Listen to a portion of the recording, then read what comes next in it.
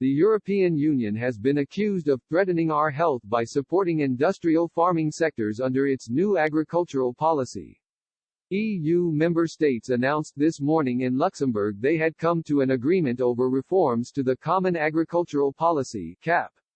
This will determine exactly how €400 billion of public money will be spent over the next 7 years, with many farmers depending on money from Brussels in order to stay in business. German Agriculture Minister Julia Klöckner announced new changes in a live press conference, including a farm-to-fork strategy to reduce the use of pesticides and the fishing industry being made more sustainable. She said, "After a long and hard struggle, we've reached a milestone." But for Jörg Rohwedder, who is in charge of the Environmental Campaign Group, We Move Europe, expressed his disappointment at the new policy, as he said most of the MEPs voted against real change to protect farming. He told Express, "The CAP supports industrial farming with almost 75% of all money transfers. All transfers in the CAP are either due to the hectare, the cattle or certain costs farmers are having. Especially linking payments to the hectare leads to higher rent farmers have to pay landowners.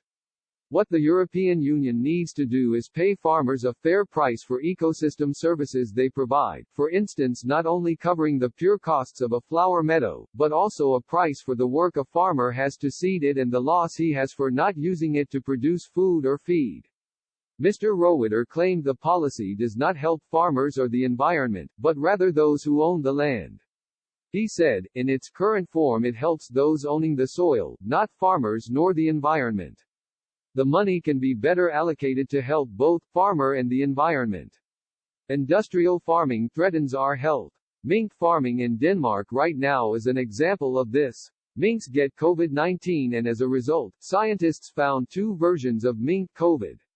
Same story with antibiotics in cattle farming creating multi-resistant germs." Mr. Rohwedder also called on the EU to invest more in sustainable farming.